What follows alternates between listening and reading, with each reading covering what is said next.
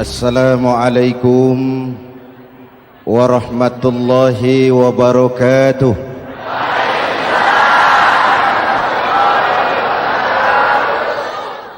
Alhamdulillah wassalatu wassalamu ala Rasulillah Sayyidina Muhammad ibn Abdullah wa ala alihi wa sahbihi wa mawala, amma ba'du. Saudara-saudara kaum muslimin di seluruh tanah air, hari-hari pada minggu akhir Ramadan kita bersama-sama menyaksikan sebuah fenomena tentang pindahnya kegiatan umat dari masjid ke pasar, dari masjid ke terminal, dari masjid ke stasiun, dari masjid ke bandara. Apa boleh buat, itulah wajah kita. Bahwa lebaran artinya mudik, bahwa lebaran artinya baju baru dan makanan. Lebaran berbeda dengan Idul Fitri. Lebaran adalah tradisi yang setiap kita boleh ikutan. Siapa saja boleh ikut lebaran, tapi tidak tiap orang bisa merayakan Idul Fitri. Mau puasa atau tidak puasa, boleh lebaran. Tidak dilarang sama petugas keamanan. Mau ibadah Ramadan atau tidak melaksanakan ibadah Ramadan, boleh ikut lebaran. Tapi tidak berarti merayakan Idul Fitri, karena selalu ada kos dari apa saja yang kita lakukan. Saya mau cerita, mau dengar nggak? Ada dokter gigi, dokter baru. Satu sore praktek, pasiennya 4 orang nunggu duduk jejeran. Dipanggil pasien pertama, diperiksa, berlubang giginya, dicabut tanpa dibius. Namanya dokter baru. Pasien ini teriak, aduh sakit dok, tidak kuat, sakit. Teriakannya keras sekali. Pasien yang 3 orang yang nunggu gemeter, lari semua. Selesai dicabut, diobati, selesai, tanya, sudah selesai dok? Sudah mas. Berapa biayanya? 200.000. Loh, biasanya kan 50.000, kok 200.000? Biasanya sih memang 50.000, tapi siapa suruh kau teriak? Yang 3 lari.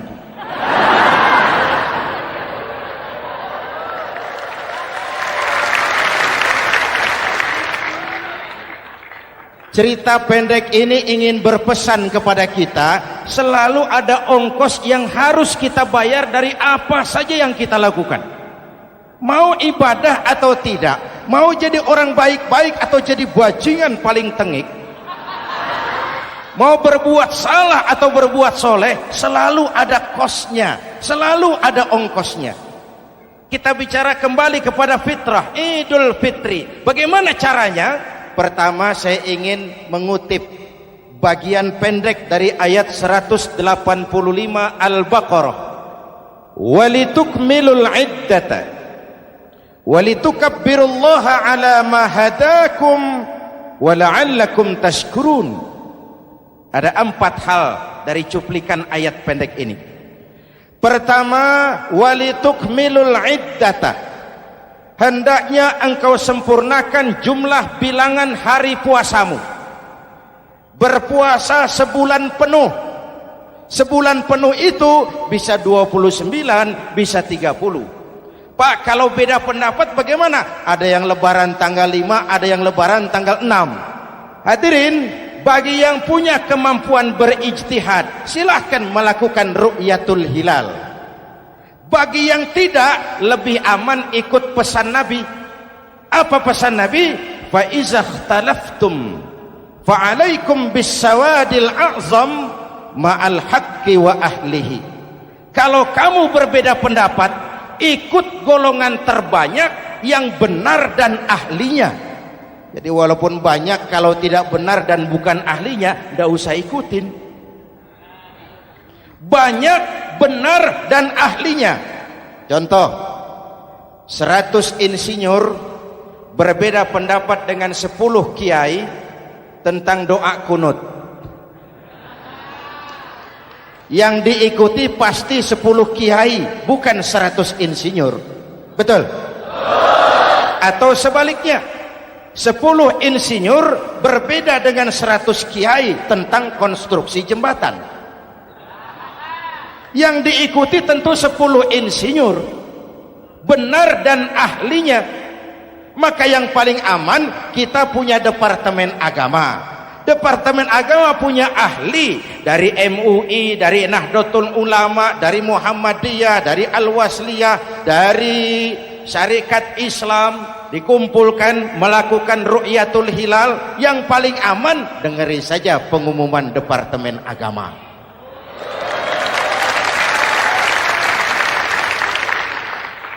Tapi tetap menghormati mereka yang meyakini 1 Syawal jatuh pada tanggal 5. Beda boleh, marah jangan. Jelas? Saudara boleh suka tempe, tapi jangan menghina orang yang tidak suka tempe. Saudara boleh senang tahu, tapi jangan ngenyek karo wong yang senang tahu. Hadirin yang saya hormati, walitukmilul iddata, kalau mau kembali kepada fitrah, sempurnakan jumlah bilangan hari puasamu. Makna sempurnakan di sini 2, sempurnakan 1 bulan penuh dan sempurnakan semangat puasamu. Walaupun Ramadan berakhir, puasa jangan selesai. Kenapa? Tangan kita masih tetap terus puasa dari mengambil yang bukan milik kita. Lidah kita walaupun Ramadan sudah selesai tetap berpuasa dari memfitnah dan menggunjing orang lain. Kaki kita walaupun Ramadan sudah selesai tetap puasa dari berjalan ke tempat yang tidak baik. Perut kita tetap berpuasa dari kemasukan barang-barang yang haram. Sempurnakan semangat puasamu. Sikap disiplin, sikap jujur, merasakan kehadiran Allah dekat dalam hidup. Nih contoh ringan. Tadi waktu asar dan zuhur, saudara sholat apa tidak? Sholat. Waktu sebelum sholat kan berwudu. Ketika berwudu kan berkemur. Umpama waktu berkemur itu saudara korupsi, sedikit saja airnya saudara minum, saya yakin jangankan petugas keamanan, teman wudhu sebelah pun tidak akan tahu kalau waktu berkemur saudara korupsi. Kalau selesai Ramadan ini diterjemahkan, insya Allah negara kita bersih, berkurang korupsinya. Hadirin yang saya cintai, saya kembali kepada pesan Al-Baqarah 185 tadi. Walitukmilul iddata, sempurnakan jumlah bilangan hari puasamu. Puasa sebulan penuh dan kemudian lanjutkan semangat Ramadan. Disiplin, merasakan diri di bawah pengawasan Allah. Sekarang ini Allah ditekan. Kita iman dalam ucapan tapi sekuler dalam perbuatan. Tuhan cuma ada di masjid, di kantor Tuhan hilang, maka korupsi merajalela. Tuhan cuma ada di masjid, di pasar Tuhan hilang, maka timbangan tetap curang. Iman dalam ucapan tapi sekuler dalam perbuatan. Kalau jiwa dan semangat Ramadan kita bisa terapkan, insya Allah korupsi akan berkurang. Sekarang kan kita prihatin, yang tadinya teriak-teriak wong cilik malah ribut rumah mewah. Yang tadinya teriak-teriak rakyat kecil, sekarang malah ribut soal villa 5 miliar. Ini kan menyedihkan, memilukan dan memalukan. Tidak punya sense of crisis. Nah, saya juga nggak tahu apa itu. Udah dengerin aja, kenapa sih? Usil bener. Padahal ekonomi kita masih terpuruk. Lapangan kerja sulit. Jumlah pengangguran rata-rata 2 juta orang per tahun.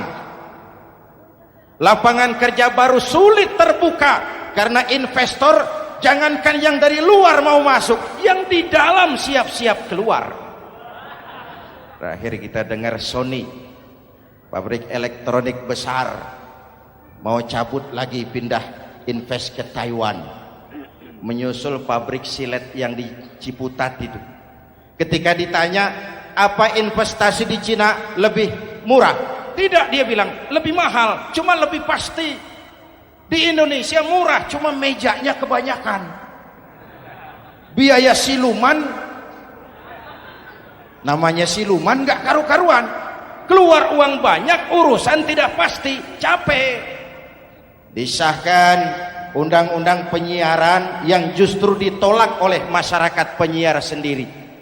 Industri penyiaran bakal kolaps karena sekarang ini boro-boro mereka industri televisi mau break even point, mau pulang modal, dengan ke depan bisa bangkrut.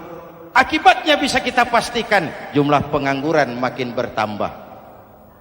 Hadirin yang saya hormati, kita memang setuju jangan terlalu mengadopsi siaran-siaran televisi dari luar, kita harus punya filter. Tapi pada sisi yang sama, kita juga harus memperhatikan lapangan kerja buat rakyat kita ini. Walitukmilul iddata, sempurnakan jumlah bilangan hari puasamu. Kalau jumlah hari puasa sudah sempurna, tuntunan yang kedua dari Al-Quran, walitukabbirullah, hendaknya engkau agungkan nama Tuhanmu. Takbiran. Takbiran itu bisa sendiri, bisa berjamaah, bisa di rumah, bisa di masjid, bisa di surau, bisa dengan pawai keliling, asal dilaksanakan dengan tertib dan tidak mengganggu lalu lintas umum. Prakteknya yang terjadi, pawai keliling itu mengganggu ketertiban umum, perang petasan, mengganggu lalu lintas. Terjadi macam, ada yang takbiran bawa bendera partai. Inna lillahi wa inna ilaihi raji'un. Ini takbir politik. Hadirin yang saya hormati, kalimat takbir dalam kondisi kita, saya ingatkan kepada satu ungkapan Bung Tomo. Bung Tomo, pelaku sejarah, tokoh 10 November yang dikenal sebagai Hari Pahlawan, dalam satu pidatonya saya ingat pernah berkata, andai kata tidak ada kalimat takbir, ini ungkapan Bung Tomo, andai kata tidak ada kalimat takbir, saya tidak tahu dengan apa saya harus menggerakkan putra-putra terbaik bangsa untuk bangkit berjuang melawan penjajah.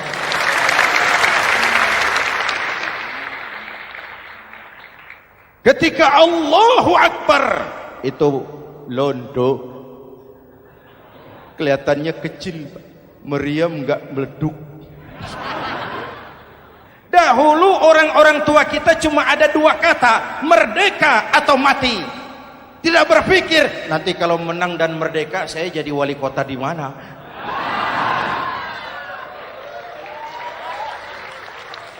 Kalimat takbir, bangsa ini harus bangkit dari keterpurukan. Bangsa ini harus bangkit mengejar ketinggalan-ketinggalannya. Bangsa ini tidak boleh terpuruk terus, dan semangat takbir harus menjiwai kita. Tidak ada capek dalam perjuangan, tidak ada puas dalam upaya. Keberhasilan cuma pengantar ke arah keberhasilan yang lebih baik lagi. Walitukabbirullah, hendaknya engkau agungkan nama Tuhanmu. Nama Allah menjadi motivasi besar dalam kehidupan kita. Ini pesan Quran Al-Baqarah 185.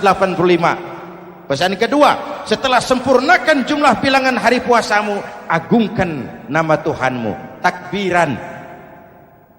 Kalimat takbir sendiri kalau kita lihat pada kalimatnya ada kata la ilaha illallah wahdah sadaqa wa'dah wa nasara 'abdah wa a'azza jundah wa hazamal ahzaba wahdah. Tidak ada Tuhan selain Allah, esa, tidak beranak, tidak diperanakan, wahdah, tidak bisa diumpamakan dengan apapun. Sadaqa wa'dah, Allah yang maha menepati janjinya. Wa nasara abdah, Allah yang maha menolong hambanya. Kalau bukan kebesaran Allah, berat berjuang Ramadan ini melawan musuh yang tidak nyata. Puasa itu kalau olahraga golep. Benar Pak, kalau tinju lawannya kelihatan. Betul. Sepak bola musuh kelihatan, bulu tangkis kelihatan, golf siapa musuhnya? Itulah puasa, menghadapi musuh yang tidak kelihatan. Itu lebih berat daripada perjuangan mengangkat senjata, lebih berat daripada berjuang mengorbankan harta. Tapi kalau di bulan Ramadan saja Rasulullah menang dalam perang Badar, itu harus jadi sumber motivasi. Dengan kalimat takbir, dengan keagungan Allah, bangsa Indonesia harus bangkit dari keterpurukan. Ibu bapak hadirin yang saya hormati, jadi bukan akhir Ramadan lalu sibuk beli baju. Boleh, boleh, tapi bukan itu yang utama. Laisal id bilibasin jadid, walakinnal id bi ta'atin yazid. Idul Fitri bukan pakaian baru.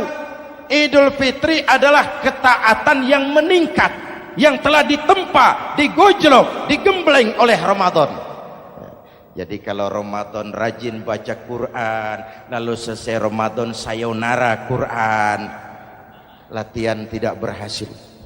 Ramadan rajin ke masjid, selesai Ramadan selesailah ke masjid. Awal Ramadan full house sampai ke halaman, akhir Ramadan cuma imam berdua tikar. Masjid kembali senyap, padahal masjid adalah pusat kegiatan umat. Saudara lihat dari sejarah, ketika hijrah ke Madinah, Rasul singgah di Kuba. Apa yang beliau lakukan? Membangun masjid. Ketika sampai di Madinah, kesibukan pertama beliau apa? Mencari rumah dinas? Bukan. Kesibukan pertama beliau mencari lokasi di mana membangun masjid. Isra dan Mi'raj, perjalanan besar dimulai dari masjid ke masjid. Ini indikasi masjid memang merupakan pusat kegiatan umat. Umat Islam dengan masjid seperti ikan dengan air, tidak boleh pisah. Ada ikan yang tidak betah di air? Ada. Ikan mau modar. Kalau umat sudah mulai menjauhi masjid, jiwanya yang akan mati. Kalau jiwanya mati, jasadnya masih hidup, itu namanya bangkai berjalan. Walitukabbirullah, engkau agungkan nama Tuhanmu. Takbiran, setelah berjuang penuh membina takwa, mengharap ridho, mengendalikan nafsu. Ingat loh, puasa itu bukan menghilangkan nafsu, mengendalikan, menempatkan pada tempatnya. Manusia tanpa nafsu bukan manusia, tapi manusia yang disetir nafsu turun jadi binatang, bahkan lebih rendah daripada binatang. Puasa ini menempatkan nafsu di tempatnya. Hai laki-laki, kamu nafsu sama perempuan? Betul Pak. Perempuan suka laki-laki? Betul Pak. Boleh lewat sini, lewat pintu yang disebut nikah. Ini nafsu disalurkan lewat pintu yang disebut nikah. Jangan seperti ayam kawin tiap malam, nikah tidak mau.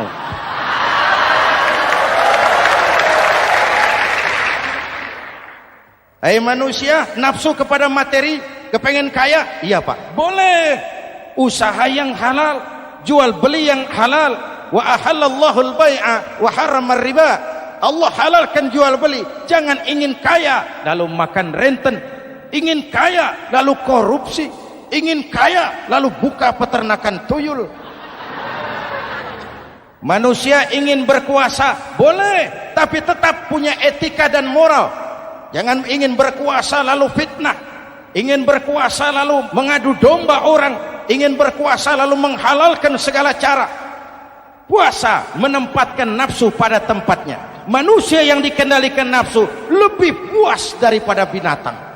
Saya punya ungkapan lama, sebuas-buasnya kerbau makanannya tetap rumput. Saya belum pernah dengar ada kerbau terlalu buas lalu makan roti. Betul? Tapi manusia kalau sudah dikendalikan nafsu, manusia bukan cuma makan nasi, aspal, semen, kertas, minumnya solar, jauh lebih buas daripada binatang. Inilah puasa, arep nguwong kewong, agar manusia itu jadi dirinya, fitrahnya, jangan dikendalikan oleh nafsu. Kita ini sudah diciptakan fi ahsani taqwim. Masya Allah. Presented by the Integral CJ's Management.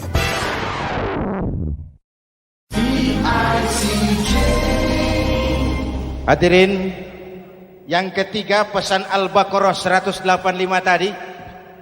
Setelah sempurna jumlah bilangan hari puasa, lalu mengumandangkan takbir, membayar zakat fitrah. Kenapa itu kita lakukan? Mengagungkan nama Allah. Ala ma hadakum. Agungkan nama Allah yang telah memberikan hidayahnya kepadamu. Masya Allah nih, hidayah, kita bersyukur. Hidayah ini hak prerogatif Allah, diberikan kepada siapa saja yang dikehendaki oleh Allah.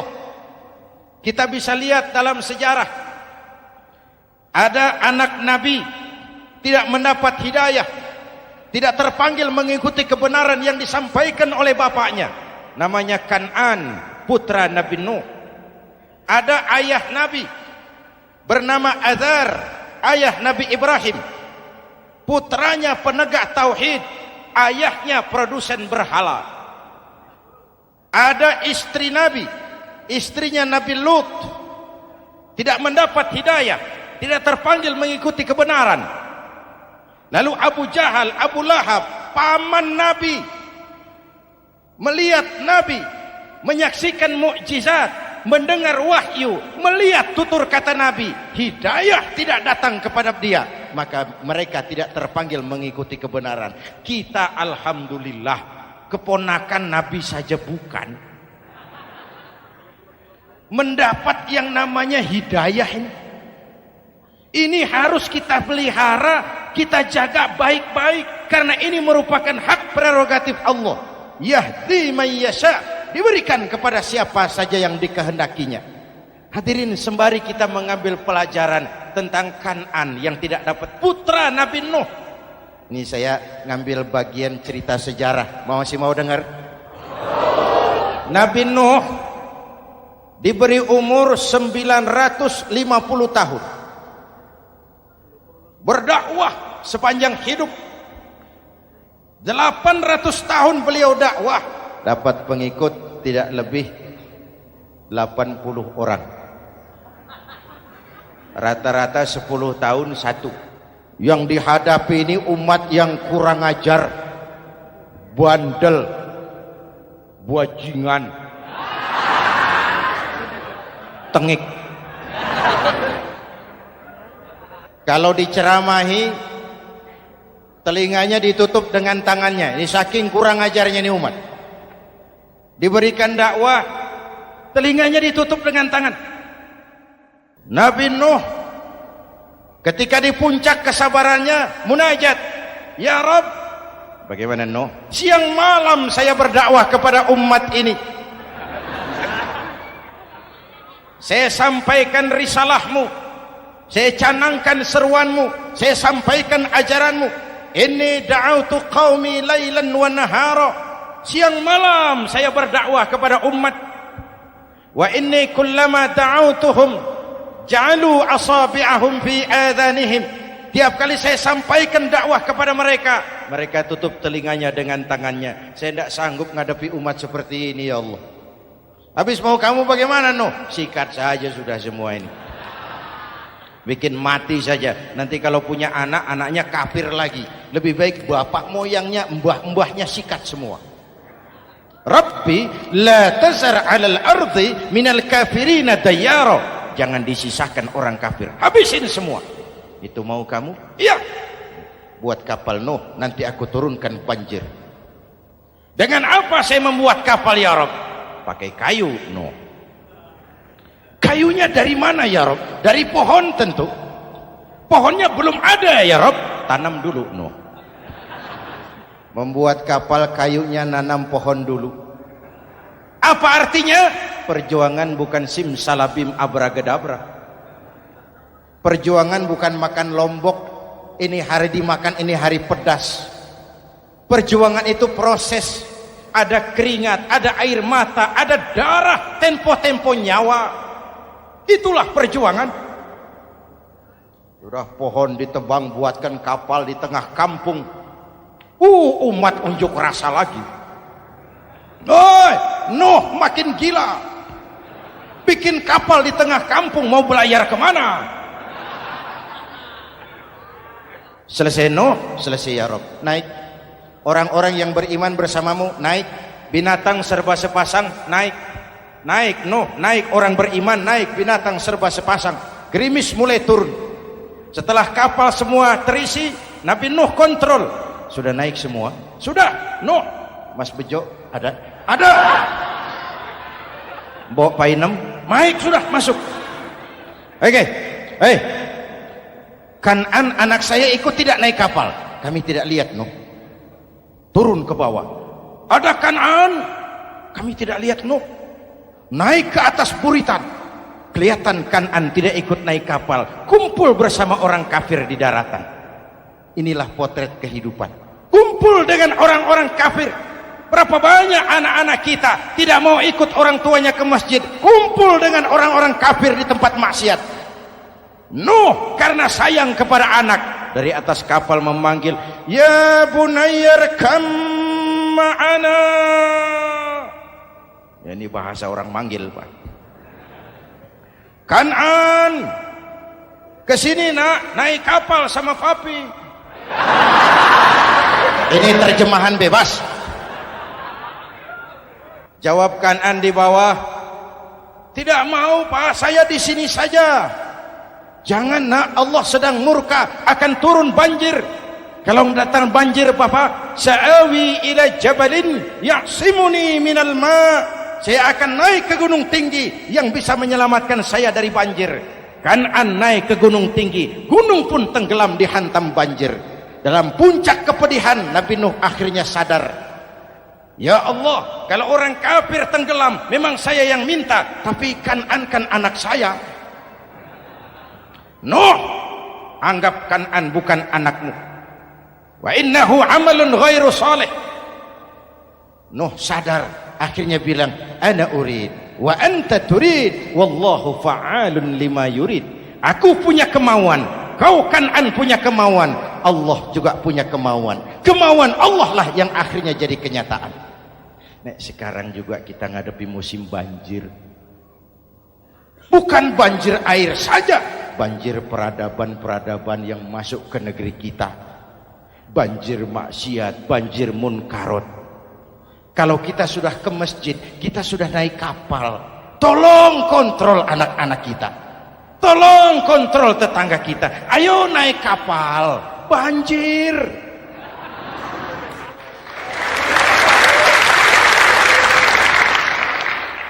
Ditutup ayat ini dengan wala'allakum tashkurun.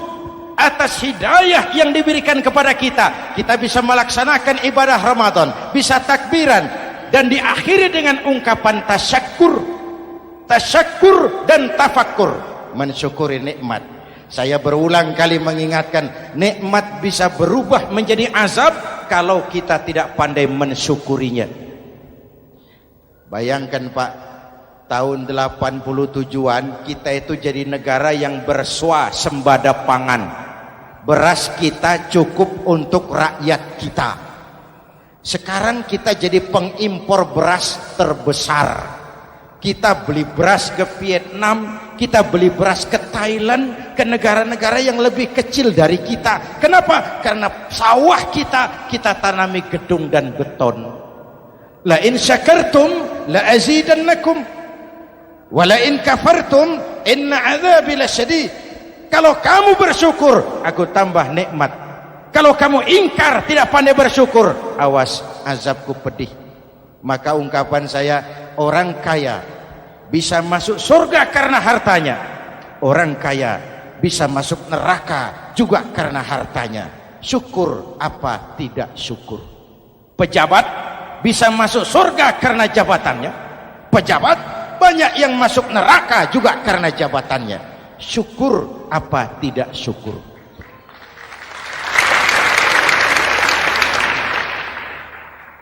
Orang alim, kiai bisa masuk surga karena ilmunya. Orang alim pun bisa masuk neraka lebih dulu dari penyembah berhala juga karena ilmunya. Syukur apa tidak syukur? Kasih jabatan sebagai pemimpin lalu menyadari sayyidul qaumi khadimuhum. Pemimpin suatu umat adalah pelayan bagi umat itu. Pelayan harus melayani, bukan minta dilayani. Selama ini kita memandang jabatan itu jalan pintas menuju kaya. Jabatan itu artinya kekuasaan dan fasilitas. Maka yang lahir rampok-rampok baru.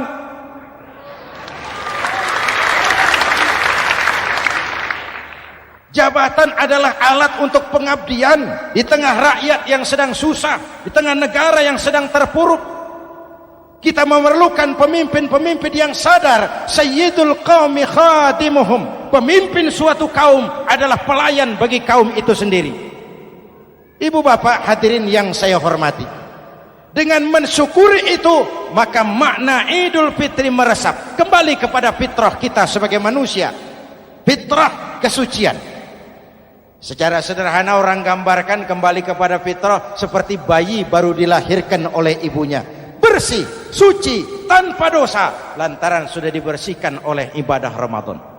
Tapi para ulama khalaf ada yang mengartikan fitrah itu kecenderungan kepada kebajikan, kecenderungan kepada kebaikan. Itu juga fitrah. Kembali kepada fitrah manusia, kecenderungan untuk berbuat baik. Kita lahir bayi tidak punya dosa, betul? Tidak ada dosa warisan dalam Islam. Kalau harta warisan ada, dosa warisan tidak. Karena itu dalam Islam juga tidak ada penebusan dosa. Kalau dosa bisa ditebus dengan uang, tentu Menteri Keuangan nomor 1 masuk surga.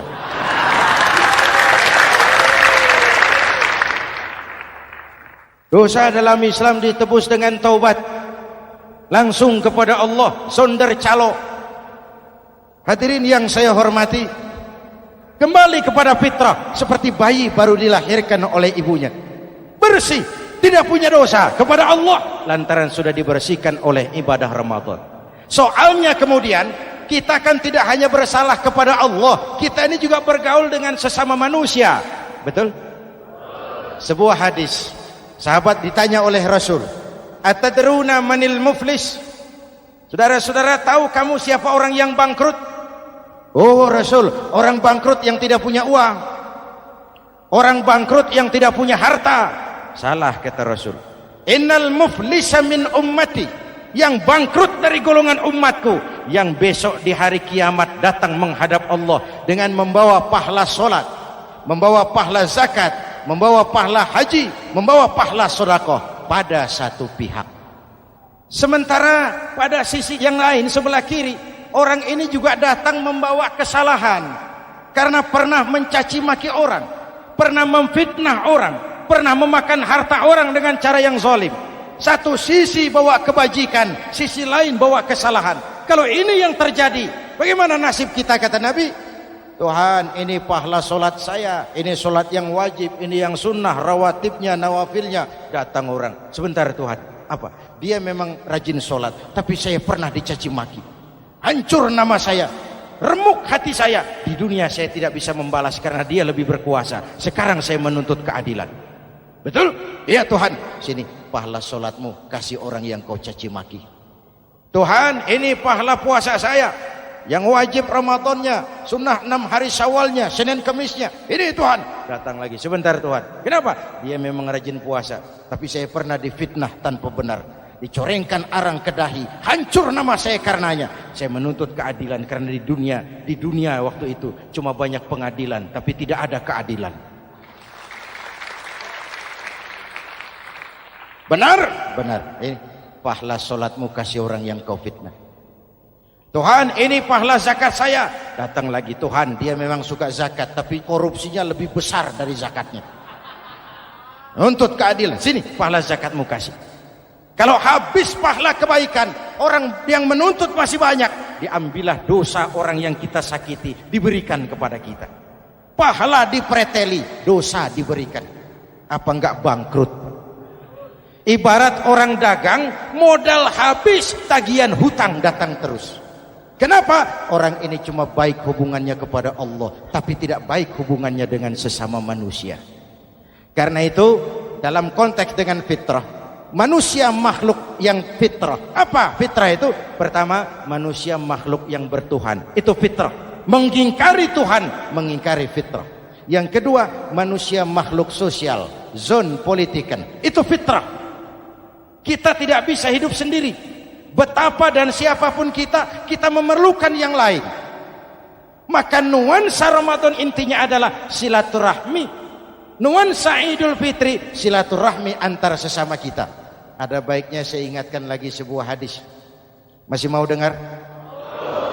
Selesai sholat Id, sahabat mendengar Rasul mengucapkan amin 3 kali. Amin, amin, amin.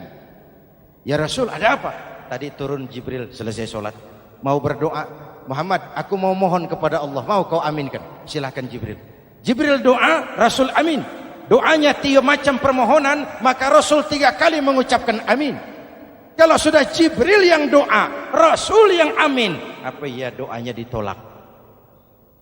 Apa isi doanya? Yang pertama, ya Allah, doa malaikat Jibril, hari ini 1 Syawal, waktu itu doanya, saya mohon kepadamu, jangan engkau terima puasa dan ibadahnya anak yang durhaka kepada ibu bapaknya.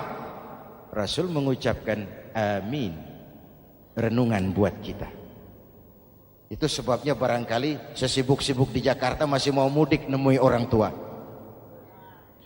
Yang kedua, ya Rabb, saya mohon kepadamu, jangan engkau terima puasa dan ibadahnya istri yang durhaka kepada suaminya. Amin. Kedengaran Bu? Ada ibu-ibu tanya, Pak, kalau suami yang durhaka sama istrinya bagaimana? Hadisnya tidak menjelaskan itu, Bu.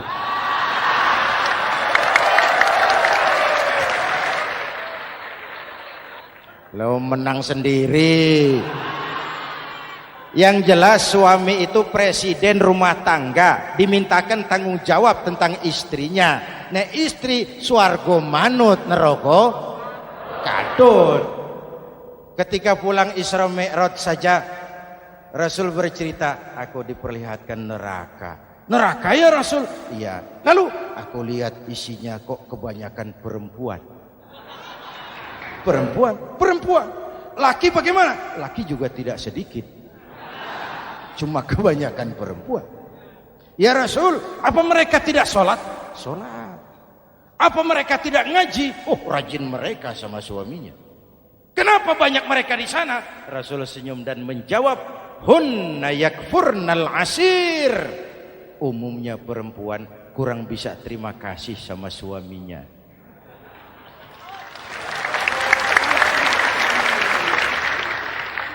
Ini penyakit turunan. Oi, ngaku oi. Lalu yang ketiga, ya Allah, hari ini saya mohon kepadamu, jangan engkau terima puasa dan ibadahnya muslim yang tidak mau memaafkan sesama saudaranya muslim. Memaafkan lebih berat daripada meminta maaf, tapi memberi maaf lebih mulia daripada meminta maaf. Inilah nuansa mengembalikan semangat saling menghargai, saling mencintai, keutuhan, kerukunan, dan kedamaian.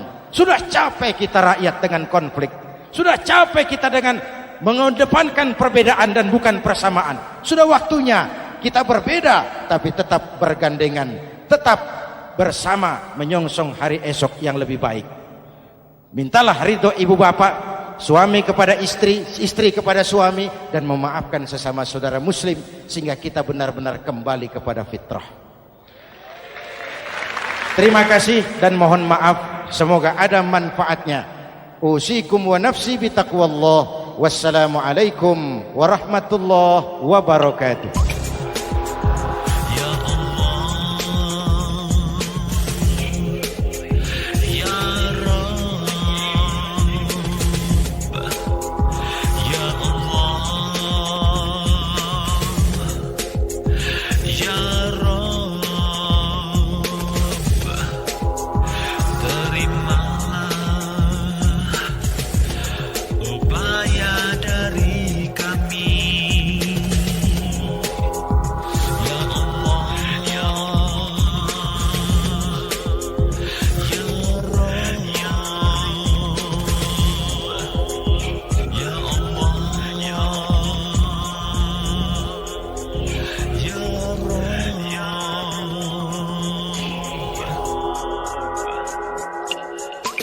Ikhwan dan akhwat yang dirahmati oleh Allah Subhanahu wa Ta'ala, demikianlah kunjungan kami dalam acara Membangun Peradaban Islam dengan siaran radio di Indonesia. Syukur alhamdulillah atas nikmat Islam dan indahnya persaudaraan yang Allah karuniakan kepada kita semua. Semoga ilmu milik Allah dapat membentengi akidah kaum muslim dari berbagai upaya penyesatan. MPI DSRI ini merupakan komunikasi dan jabat erat di antara kami, Irena Center, Indonesian Commercial Jockey, serta berbagai media di seluruh Indonesia. Terima kasih. Wassalamualaikum warahmatullahi wabarakatuh.